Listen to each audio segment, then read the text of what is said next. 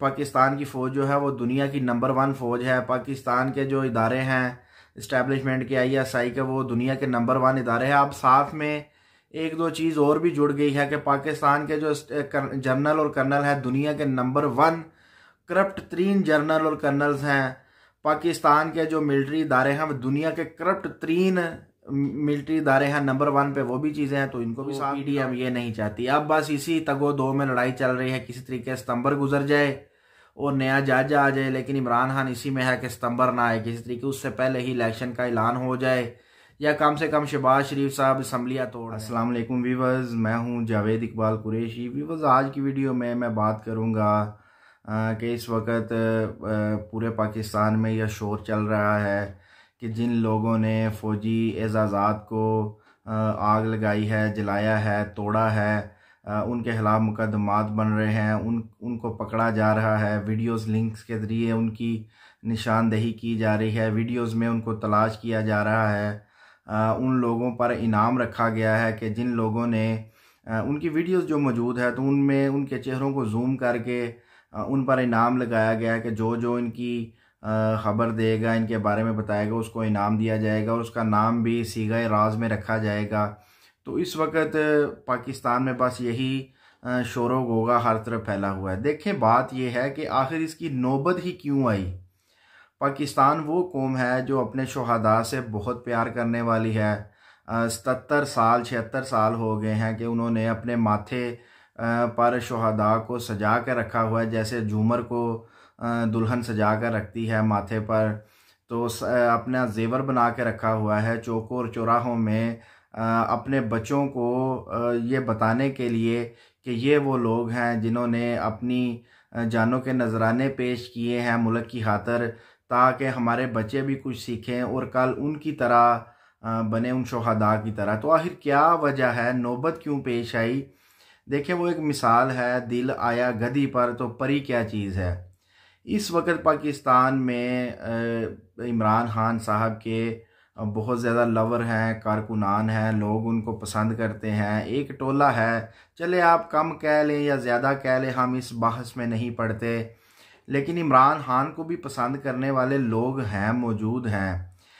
लेकिन जब आप उनको गुस्सा चढ़ाएंगे कि किस सूरत में कि इमरान खान पर रोज़ झूठे मुकदमे बनते जा रहे हैं, इमरान खान को जिस चाहे मर्जी मुकदमे में पकड़ा जाता है, घसीटा जाता है, उनकी तज़हीक की जाती है और सबको मालूम है कोई एक भी मुकदमा जो है वो सच्चा नहीं है। तकरीबन 150 के करीब मुकदमे उन पर बन चुके हैं, अभी मज़ीद बनते जा रहे हैं। जो उनकी गिरफ्तारी के बाद जलाओ और गिराव भी हुआ, उसका मुकदमा भी इमरान खान पर बना दिया गया। हर चीज़ का वो कभी मिसाल दी जाती थी कि अगर अमेरिका में भी कोई कुछ करे तो उसका मुकदमा भी इमरान खान पर भी अब हो जाएगा। तो अब ये नौबत आ चुकी है। तो लोगों के लिए वो हीरो है, लोग उससे प्यार करते हैं। तो जब उसकी तज़हीक की जाएगी इमरान खान की, तो फिर वो भूल जाएंगे कि ये जो है हमारे शहादा हैं। तो फिर वो अपना गुस्सा निकालेंगे, भड़ास निकालेंगे, उन चीज़ों को, उन निशानात को भी वो निशाना बनाएंगे, जलाएंगे, गिराएंगे, जिनको नहीं करना चाहिए। लेकिन गुस्से में इंसान कुछ भी कर गुजरता है। तो आपने ऐसी नौबत ही क्यों आने दी? आपने सियासत में, हम मिलिट्री इस्टेब्लिशमेंट की बात कर रहे हैं, आपने सियासत में हिस्सा ही क्यों डाला? हर जगह आपके कदम हैं, हर जगह आपने कहीं ना कहीं अपना हाथ अड़ाया हुआ है, चाहे वो झूठे मुकदमे हैं, चाहे किसी का फ़ैसला सुनवाना है। सबको मालूम है अदालतें भी वही फ़ैसले देती हैं जो इस्टेब्लिशमेंट कहती है, नैब भी वही करती है जो इस्टेब्लिशमेंट कहती है। PDM की जमातों को लाने वाला कौन है? इमरान खान को लाने वाला कौन था? उतारने वाला कौन था? अब जलील करने वाला कौन है? तो अब अवाम जान चुकी है। अब वो कहते हैं ना कि आखिर कोई किसी को कितनी देर तक जो बेवकूफ़ बना सकता है। तो अब अवाम जो है वो हर चीज़ का जो महवर है, जो हर चीज़ के पीछे छुपी हुई ताकत है, वो इस्टेब्लिशमेंट को ही समझती है। तो इसलिए उन्होंने गुस्से में आकर इस्टेब्लिशमेंट के खिलाफ निकली, तो उन्होंने फ़ौजी एजाज़ात को नुकसान पहुँचाए। तो व्यूवर्स देखें, अगर आप किसी के हीरो की इज़्ज़त करेंगे, यानी कि किसी ऐसी चीज़ की इज़्ज़त करेंगे जिसको लोग चाहते हैं, तो वो लोग फिर आपके जो मनपसंद लोग हैं उसकी इज़्ज़त करेंगे। आपकी शान में किसी को इज़्ज़त दो तो खुद इज़्ज़त मिलती है। अगर किसी के लिए गड्ढा खोदो तो लोग भी फिर आपके लिए गड्ढा खोदते हैं, आप भी गड्ढे में ही गिरते हैं। तो ये मिसाल ऐसे ही है कि अगर आप किसी के लिए गड्ढा खोदेंगे तो खुद भी गड्ढे में ही गिरेंगे, चाहे वो आपका खोदा हुआ हो या कोई आपके लिए खोदे। जैसी करनी वैसी भरनी है। तो ये इस मुल्क का कानून है। तो अब आपकी किस्मत में भी अंगारे ही आ रहे हैं। आपने सियासतदानों को जलील किया, आपने मुल्क के तमाम अदारों को जलील किया, कोर्ट्स को जलील किया, नैब इदारों को जलील किया। हर इदारे को वो कहा जाता था कि पाकिस्तान की फ़ौज जो है वो दुनिया की नंबर 1 फ़ौज है। पाकिस्तान के जो इदारे हैं इस्टेब्लिशमेंट के, ISI के, वो दुनिया के नंबर 1 इदारे हैं। अब साथ में एक दो चीज़ और भी जुड़ गई है कि पाकिस्तान के जो जनरल और कर्नल है दुनिया के नंबर 1 करप्ट तरीन जनरल और कर्नल्स हैं। पाकिस्तान के जो मिलिट्री इदारे हैं वो दुनिया के करप्ट तरीन मिलिट्री इदारे हैं, नंबर 1 पे वो भी चीज़ें हैं। तो इनको भी साथ मिलाओ। पहले दो को तो कोई माने या ना माने, लेकिन आखिरी दो जो मैंने बताए हैं कि पाकिस्तान के कर्नल जो हैं वो दुनिया के नंबर 1 करप्ट तरीन हैं, तो ये सब मानते हैं। अब इस चीज़ को तो सब मुतफिक हो चुके हैं। तो मैं यही कहना चाहूँगा, इस्टेब्लिशमेंट हो या कोई भी बड़े हों, कि जब आप दूसरों के हीरो को इज़्ज़त देंगे तो आपके हीरो को भी इज़्ज़त ही मिलेगी।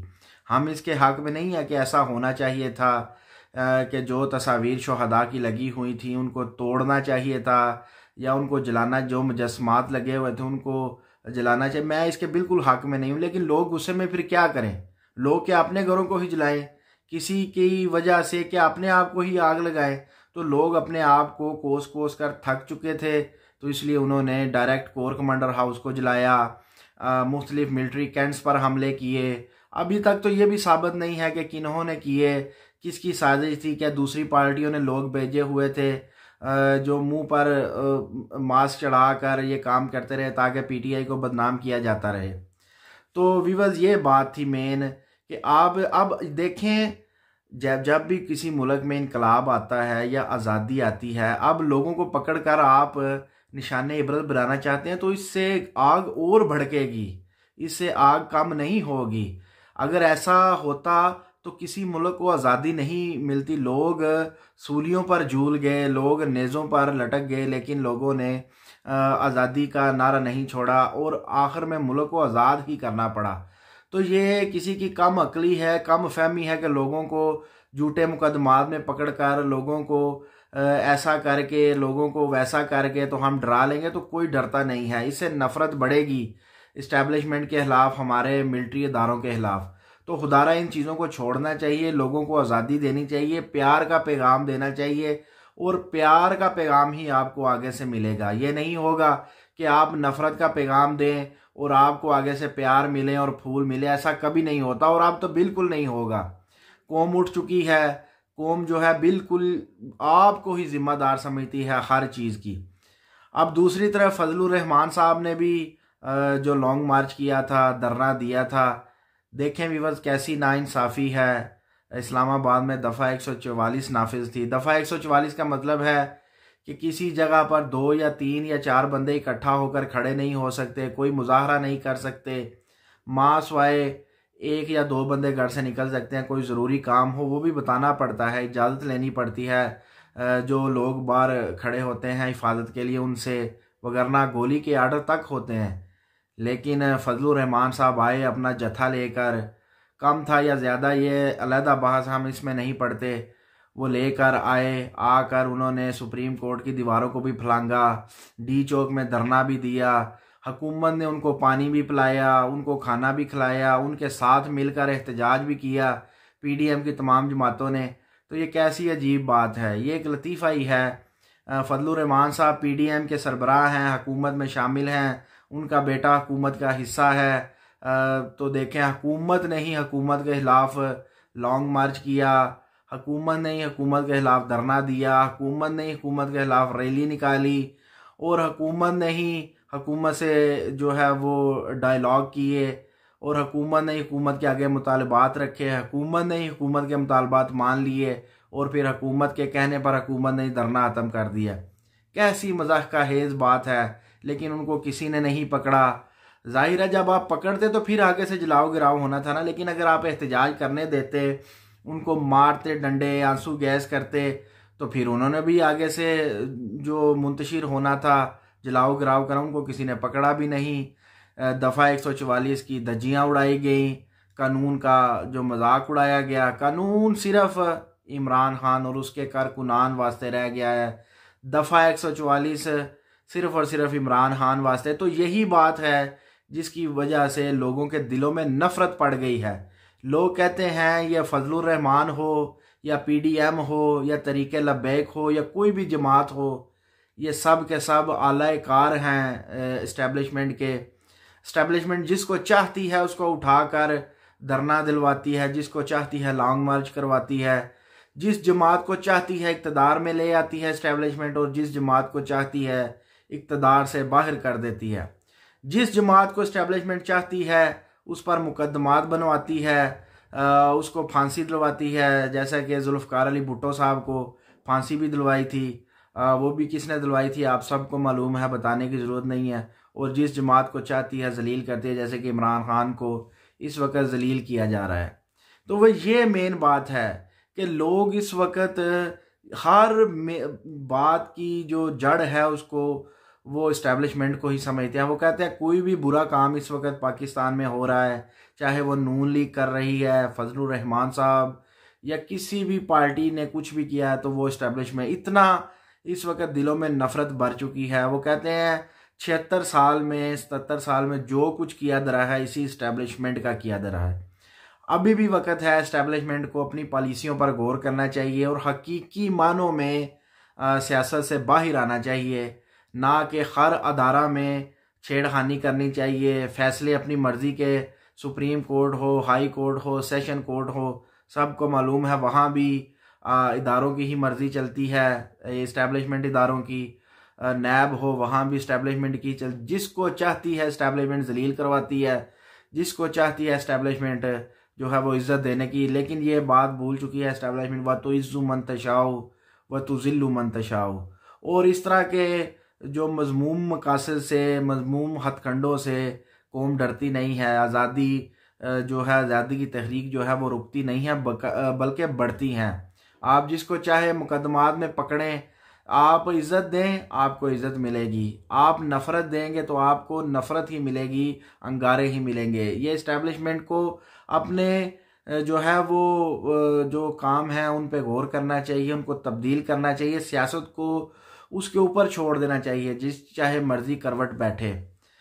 उसके अलावा देखें इमरान खान साहब इस वक्त तगो दो में हैं कि किसी तरीके से कोई हल निकले, इलेक्शन हो, लेकिन इलेक्शन अभी होता हुआ नज़र नहीं आ रहा। क्यों नहीं आ रहा? PDM की जो जमातें हैं वो चाहती हैं कि किसी न किसी तरीके घसीट कर इलेक्शन को सितंबर तक ले जाया जाए।